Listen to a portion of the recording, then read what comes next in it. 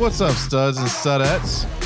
Hope you appreciated the insight we brought in last week with our first studette. If you didn't listen to it, go back and listen to Kimba talk about running a multi-seven-figure business. But today we're going to talk about how to communicate inside your business. We've talked a lot about how to communicate externally to people and clients and social media, but I have found that a lot of us are struggling right now with how to communicate internally, not just in a state of dire need and crisis, but in general, and consistently, having the accountability and oversight without micromanaging, how to have consistent meetings, how to run them, what's successful.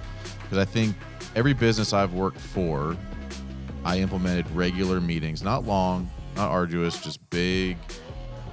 Try and make it as effective and little time as possible. But ultimately, if you're not having consistent meetings with your employees, you are going to uncover issues. You're going to find that there were things not happening that you thought were happening because there is no oversight. And as a stud or studette, you can't hold on to that title unless you know what's going on within your business. Yeah, I'm adding this to my business starting next week because this is the end of the week. But it's something that I've always wanted and needed to do. But I mean, we as business owners, especially smaller, like I run a very small operation, but I do a lot of stuff. So finding the time to do that is like, it's just extra time. And ultimately, you spending that little bit of time is going to save you a whole lot more time in the long run. And it's kind of, you've got to understand that. You can't look at it as a time suck. You've got to look at it as a time saver down the road. It's a future investment. And if you're somebody listening right now that says, I don't have employees, this doesn't apply to me, I would highly suggest you continue listening and pick up on some of the points on ways you can communicate with subs or suppliers or in the future. Or even some of this works well with family and friends and just your network of people. Communicating is the number one reason you succeed or fail, honestly. And I'm really big on communicating. It's one of the bigger things I teach on. I am a sales coach, but honestly, more of what I teach on is functional communication, how to operate with transparency and vulnerability, and how to have those tough conversations and easy conversations and proactive conversations to avoid major issues within your business. So I'm going to start with what you should be doing in a normal environment. I know there's a lot of people listening right now that might be struggling or may have had to just let some employees go and they're feeling pretty beat up about it. But I want to talk about normal business. Normal time, 3 months from now, when we're back to some sort of consistency. But you have to start with at least a weekly production meeting. It does not matter what product you sell, what service you sell, a weekly production meeting to go over what happened last week, what got finished, what didn't get finished, what lessons were learned, and what's coming up. Again, what happened, what didn't happen, what lessons were learned, and what's coming up. Because whether you believe it or not, you are doing your employees a disservice by not keeping them informed. I know a lot of business owners want to say, well, I don't want to let them know what went wrong. I want to keep them motivated or positive. I promise you, if you're not saying something to them, they're making up their own story as to what you think or what they think's happening. And I promise you, they see more of what's going wrong than you do in general. So having that weekly touch in where you're having, could be a safety meeting as part of it, production meeting, training. And sometimes I'm not big on correcting people in front of the group, but saying, hey, Ryan, you dealt with this last week. And I'd like to share with the group what we learned from that and how we're going to prevent that from happening again. Because if I only correct Ryan by himself and there's 3 other Ryans on the team, let's say production managers or team leaders. Team. It's a great looking team. But if you have 3 of them, you don't want to have to correct that same problem 4 times. You want everybody to learn from each other because ultimately you should be approaching it as a culture, as a team, as a family, and having that conversation of, hey, this is what we learned last week because this happened or that happened. And you get everybody bought in, but then this is an awesome opportunity to also reward people and congratulate people on showing up on time. Right? Getting their job done effectively. Hot damn, you did what you're supposed to do. Good for you, Bill. Yeah, but I mean, sometimes I've seen a $20 gas card for showing up on time for 2 weeks motivate everybody. I need to do that with my dog. Like, one of my dogs, he just doesn't like to eat breakfast in the morning. And so, like, we'll look over and be like, good job, buddy. Like, you're doing what you need to do to survive. Way to eat your breakfast. So I need to figure out a way to incentivize him. Like, he doesn't need a gas card. He's got plenty of that. And that's at a bare minimum, like that weekly treat for doing, but that will create a much stronger culture, a much stronger self-accountability leveling amongst the team. Because no one wants to be the guy called out for that thing that they did wrong this week that everybody knew not to do. And so it does create some self-accountability amongst the team. It allows you to reward and emphasize, how you're compensating people based on the priorities of your business. That's at a minimum. What I like doing, specifically as I'm scaling aggressively, are the end of day calls. And this is between just in a typical small business, the owner, the head of sales, and the head of production. And that is strictly, here's what happened today. Here's what clients need to be communicated with. Here's what we didn't get done. So that way the sales team can communicate to the clients and the production team knows what's happening or coming up tomorrow. Hey, this is bleeding over. Now the scheduler, the head of operations can handle what projects might need to be moved, what material did or did not show up. And this could be a 15 to 20 minute call and it's very regimented. It's job 1, what happened? Great. Who needs to be communicated with? Great. Job 2, job 3, job 4, whatever it is for the day. And I'll tell you the amount of problems this helped proactively overcome, because nothing's worse. And if anybody's dealt with this, the feeling of you getting a call from a client about something that didn't go right and you didn't know about it. You heard about it firsthand from the client. And man, does that make you feel kind of silly. And like, that just can't happen. Like, that doesn't happen in my teams. Like, I don't allow that to happen. I'll have a call every hour if I had to make sure that the client is being handled appropriately. That's not feasible, but an end of day call, 15 to 20 minutes of pertinent employees, not every team leader, not every salesperson, but people who can articulate or send the message who they need to go to about what did or did not happen that day, what needs to happen for tomorrow, what problems need to be overcome. And now you're proactively solving them as opposed to hearing about it a week later. And the amount of businesses that don't even have any update call amongst their key personnel, it baffles me that more things don't go wrong. But what really is happening is they're all going wrong, but you're just not hearing about it with enough time to do anything with. And because I'm probably a little overzealous when it comes to the client experience in general, but it's everything, in my opinion. Like the way that you are proactively solving problems for clients, the way you're proactively communicating to them, and you can't do that if you don't have the information. And it also works for accountability. Hey, production leader, you said you're going to have these jobs done today. What happened? Well, this, and this. Well, let's talk about it again tomorrow. And then 2 days later, it's the same. Well, this, and this. Well, you start to see a routine or pattern to the excuses as well. And as a leader, you need to see that production manager may not be telling the story accurately. Right. And I've dealt with that too, where the production manager was putting his own spin on it and blaming people that weren't on the call when we ended up realizing it was the production manager. And that's where if you're just taking one person's story for it or you're not holding them accountable to that, it can destroy you. I mean, how did you manage it with the coaches at the gym? We did weekly. Yeah. Weekly meetings. And, if I couldn't meet with them in person, there's so many different ways to do it. You can meet with people in person, but sometimes I just did an update myself and I sent out a video like, hey, here's what went on last week. Here's what we need to do this week. Here's what the workouts are and why we're doing it. And I would just create a quick little video and send it out. So it just depends on how you want to do that. But at a minimum weekly, I kind of want to shift gears and kind of give people some actionable, like how to run these meetings, successful meetings so they can start implementing them. Like, I think they understand, like, yeah, we probably need to do these. So a couple of things that I've seen very successful for these meetings is, one, keep them short. Like these don't need to be these long, like in-depth meetings. These ones need to be pretty quick, 15 to 30 minutes tops. 30 minutes should be if you're only meeting weekly. But I mean, you can go like 5 to 15 minutes. If you're meeting daily, it can be a quick little 5-minute, just, hey, here's what we're working on today. Here's what didn't get finished last night. Let's move on. But keeping them short and concise with only the pertinent information. You don't need to go into these long, elaborate explanations.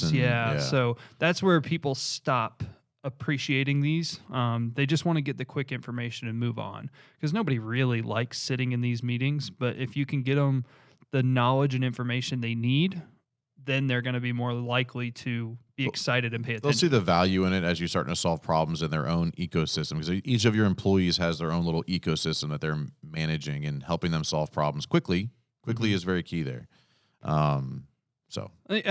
Another thing is kind of the keep them entertaining or fun-ish. I mean, I know you can't always be fun, but like try and appreciate people. Maybe you start it with a fun quote or a funny meme, or finish it with a meme, or, finish it with a, who do you, 5, 6, 7, 8, who do you appreciate?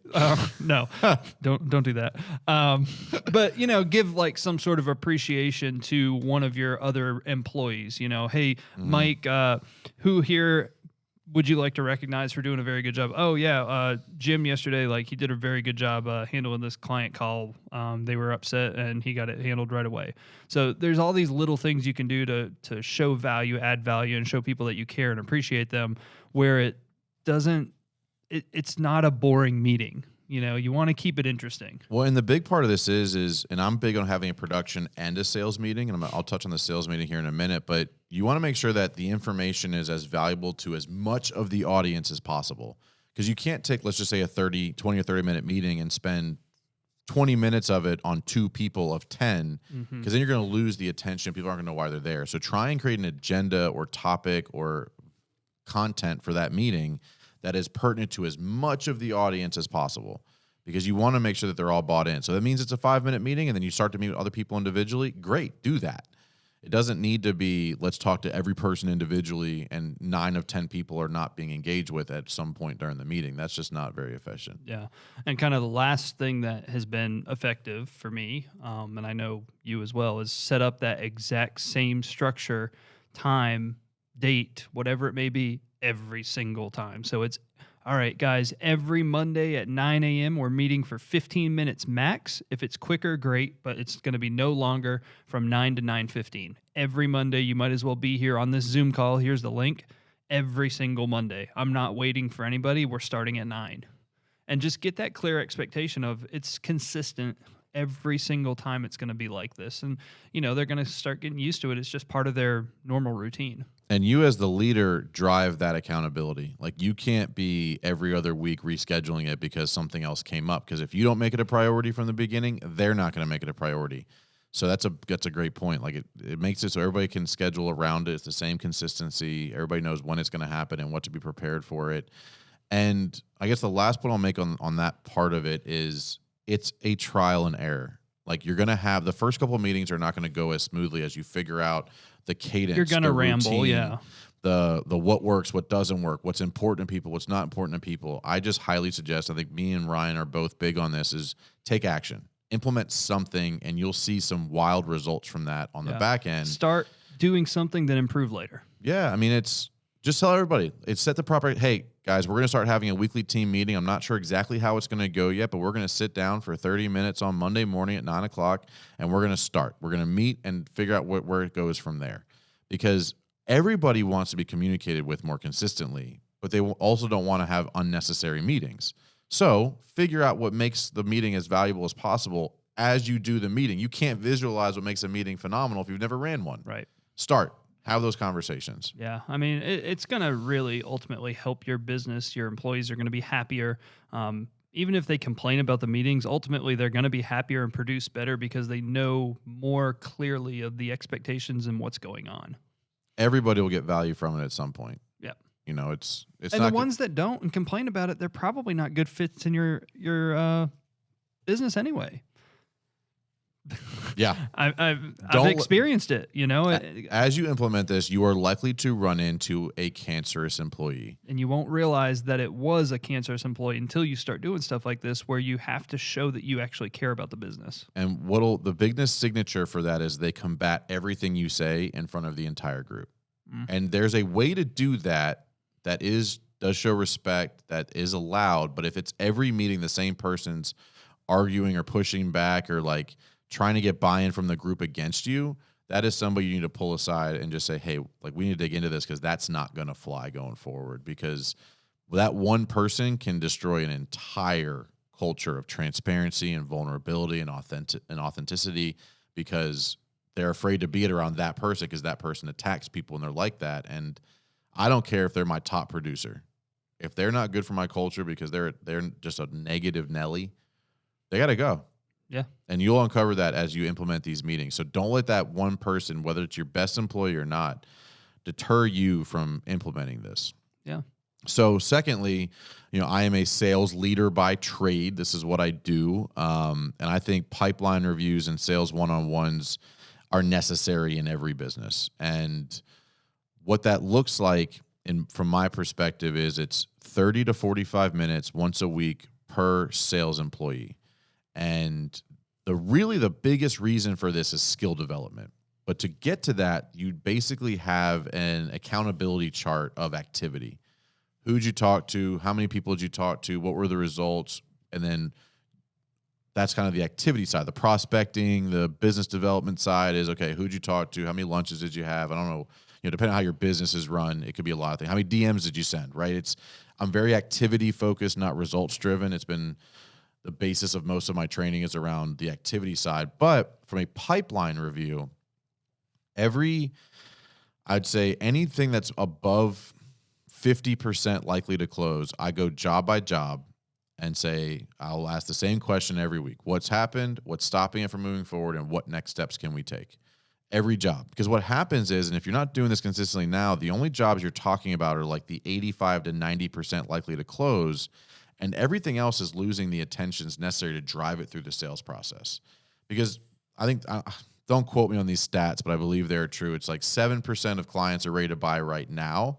60% of clients are ready to buy in the next 6 months. Yeah, it's like a huge stat of not many people are ready right now, but you've got to follow up and keep them in your pipeline and remind them that you continue to exist. So if you're only focusing on that top, let's say 10 to 20%, that means there's 40 to 50% of your likelihood to purchase clients in the upcoming future are not getting your proper attention. And this doesn't need to take long. It could be, hey, what's happened? Hey, we met last week. They have the contract. He's going to talk to so-and-so. We're going to get a decision back. Great. What's stopping them right now from signing? Well, they're trying to get approval from their CFO for budget. Great. Have we talked to that person yet? No. Great. Next step, talk to the CFO. Right? So that took 45 seconds. And again, you're going to suck at this at first. It's not going to be easy. It's going to be frustrating because you're not used to it. But strictly the process of top of the pipeline down. What has happened? What's stopping it? And what do we need to do next? If you do that for every project, you will start to close more business. I absolutely 1000% guarantee it. If you are somebody who's actually doing that now or running some sort of a pipeline meeting, I'd love to hear from you on what some best practices you have used, because for me, that's what I've done, and I don't know everything, nor do I pretend to. But there's plenty of things out there that people do from a oversight. And again, this is not, and it needs to be presented this way. This is not a micromanagement. This is the business owner or sales leader taking control of their organization to sustain long-term health of the business and the pipeline. Because if you're not doing this, I'm sure at some point you've woken up and said, oh shit, my pipeline's empty because I've only been focusing on those top few and didn't realize there was nothing behind it. And that is an incredibly scary feeling because everybody knows you can't refill a pipeline overnight. Even Ryan, I think, would agree with that. Even with all of his social media amazingness, you still can't refill. It takes forever. I focus 90% of my marketing on brand awareness because we need to keep people just in the pipeline. Yeah, it's really only 10% of actual generating the leads and sales. And the other side of it is then you can properly forecast. If you don't understand the health of the entire pipeline, it's very difficult to understand what's coming up. And then what do you need to do? Tell, train, educate the production team on, hey, here's what's coming up, good or bad.